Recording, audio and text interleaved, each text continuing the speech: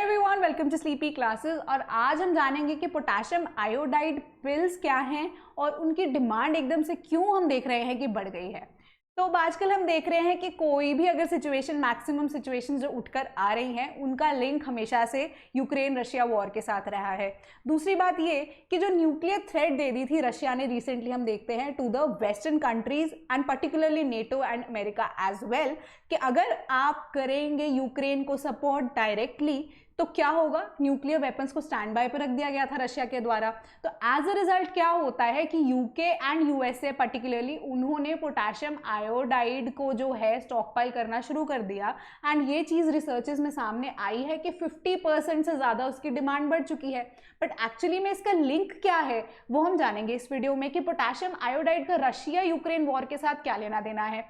पहली बात कि potassium iodide is a substance जो कि आयोडीन का एक स्टेबल सॉल्ट है।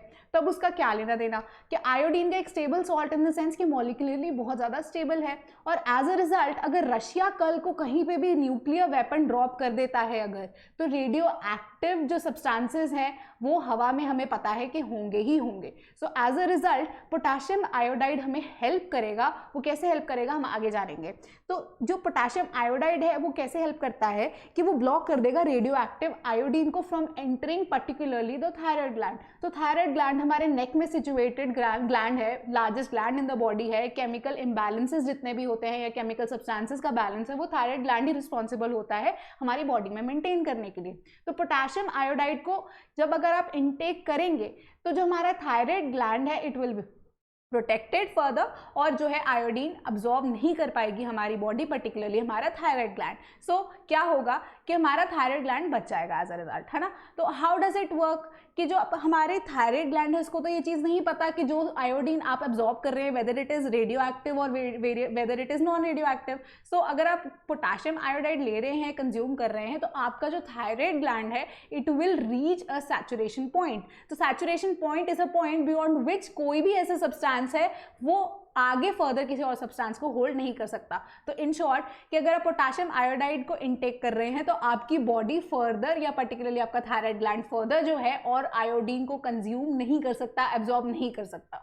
तो अगर अब फर्दर कोई न्यूक्लियर अटैक होता है, रेडियो एक्टिव आयोडीन आपका थायराइड ग्लैंड अब्जॉर्ब करेगा ही नहीं। सो एज अ रिजल्ट कि आपका थायराइड ग्लैंड जो है वो बच जाएगा, ठीक है। तो ब्लॉक कर देगा रेडियो एक्टिव आयोडीन को from entering your body. However जो अदर रेडियो एक्टिव सब्सटेंसेस हैं they will continue to be absorb in the body, but as a result उनका जो इफेक्ट है वो थोड़ा बहुत हम देखते हैं कम हो जाएगा। एंड आपकी जो सर्वाइवल रेट है बेसिकली वो बहुत ज़्यादा बढ़ जाएगा for the next 24 hours itself. तो चेरनोबिल डिजास्टर जो हुआ था वहाँ पे भी हमें ये चीज़ देखी है, अगर आपने वेब सीरीज देखी होगी चेरनोबिल की, तो वहाँ पे भी यही चीज़ को डिनोट किया गया था कि जब चेरनोबिल का रिएक्टर फटा था या कोई ऐसा इवेंट हुआ था, कीव में बैठे हुए लैबोरेटरी में जो साइंटिस्ट थे उन्होंने पोटेशियम आयोडाइड को जो है कंज्यूम किया था। सो हमें ये पता है, रिसर्चेस में भी हमने ये चीज़ देखी है या स्टडीज़ में भी ये चीज़ पाई गई है कि potassium iodide actually works. But इसके लिए थोड़े बहुत आपको जो ध्यान रखना पड़ेगा कि आयोडीन की कंजम्पशन फर्दर आप अपनी डाइट में नहीं करेंगे। इसके अलावा ओवर कंजम्पशन आप पोटेशियम आयोडाइड की नहीं कर सकते because it can even lead you to death. So as a result potassium iodide की कंजम्पशन इतनी ज़्यादा इसलिए बढ़ गई है, स्टॉक पाइलिंग इसलिए इतना ज़्यादा बढ़ गया है क्योंकि the threat from Russia still exist, क्योंकि हम देख रहे हैं कि वॉर में रशिया पीछे हटने का नाम ही नहीं ले रहा। तो आज के लिए इतना ही। Thank you so much.